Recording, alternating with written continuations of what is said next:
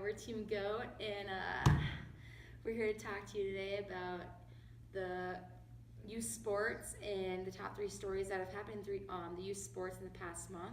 We'll talk to you about how youth participation rates are growing, how studies are showing that youth football is linking greater risk of later health problems, and we'll also talk to you about how alliances between Topgolf and how pro tours are among to groom next generation of players and fans.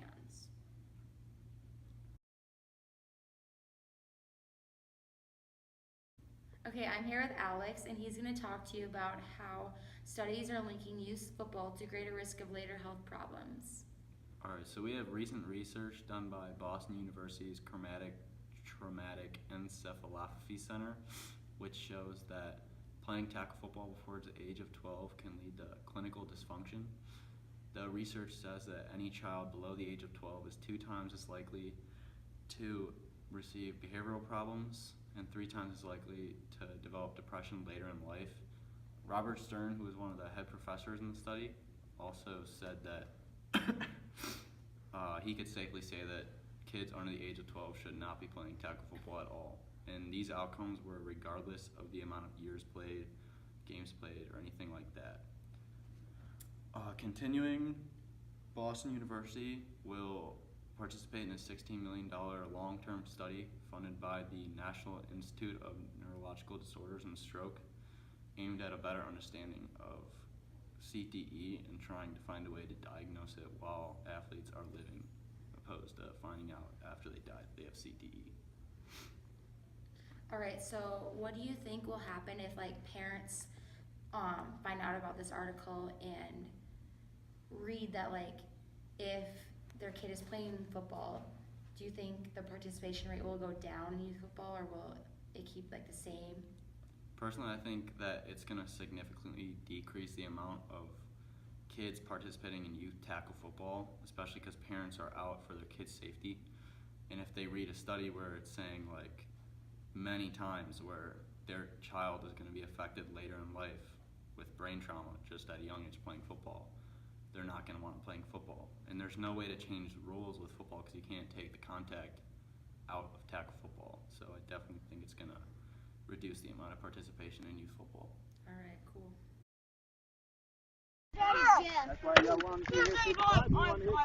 Good lick, Charlie. What's wrong with you? What happened? What happened? Still stopping. Go, go! Oh my gosh!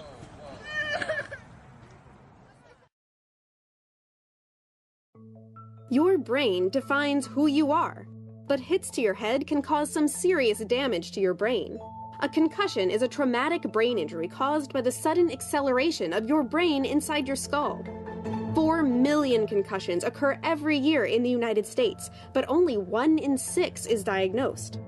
The problem is that it's very hard to see the long-term effects of concussions simply because we don't have the right tools to look inside the brain. And what's worse is that we have no clue how brain damage progresses as we get older. Okay, I'm here with Tyler, and he's going to talk to you about how participation rates are growing in youth sports. The youth sports world has changed dramatically in the last decade, and this has greatly affected participation rates among youth sports.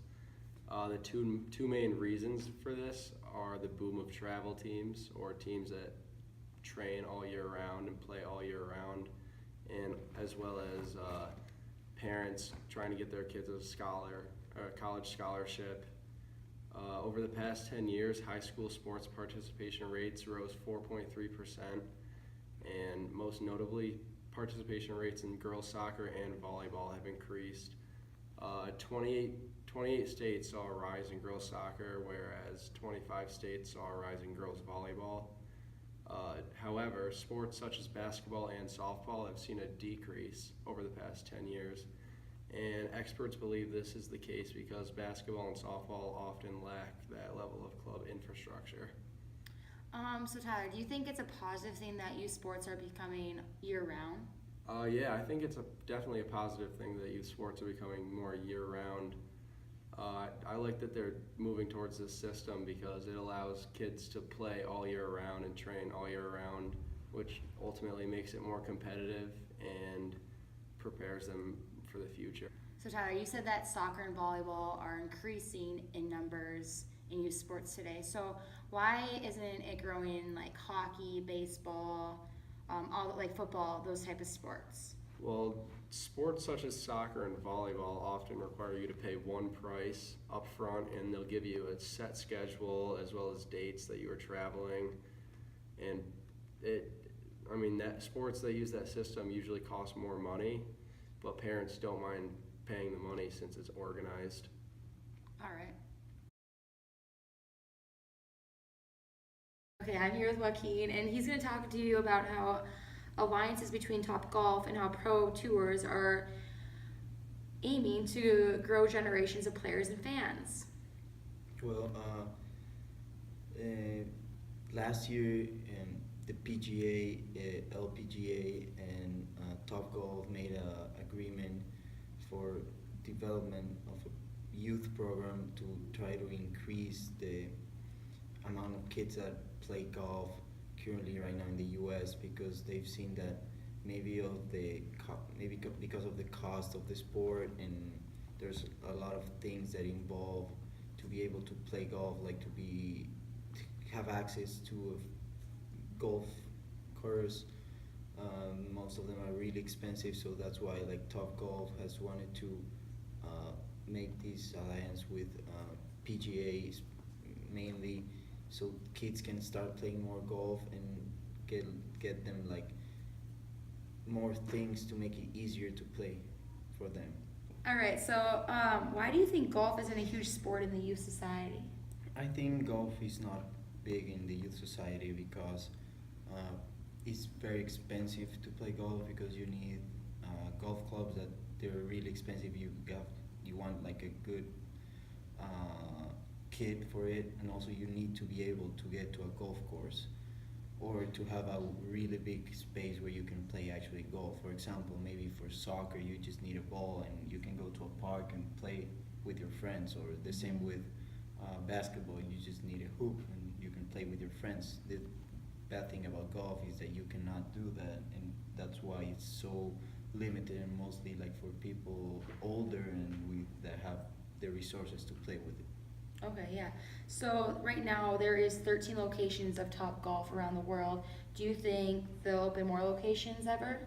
Do you think it'll be like a growing company? Yeah, actually the agreement that PGA, LPGA, and Topgolf made was that they want to expand more places of Topgolf around the country. So, and with this program that will make cheaper to play at Topgolf and give lessons to kids between the ages of 7 and 13, Okay. so that way they can start making golf more popular, and they can make it like more reachable for kids that maybe their parents, they don't have the resources to take them to a golf course or buy them a kit of golf clubs.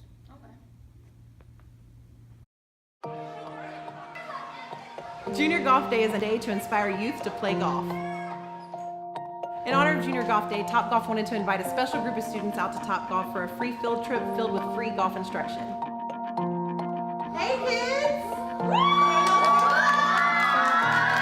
The reason we selected this class was because we received a letter from one of their students stating how he'd never been to Topgolf before and always wanted to. Hey Shane! We received a letter from Shane because we thought that y'all's third grade class would be the perfect class to bring out and treat. What do you guys think about that?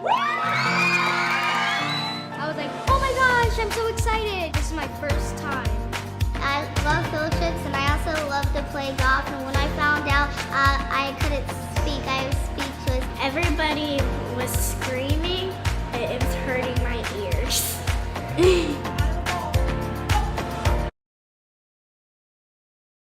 The top 3 stories in youth sports that have happened in the past month.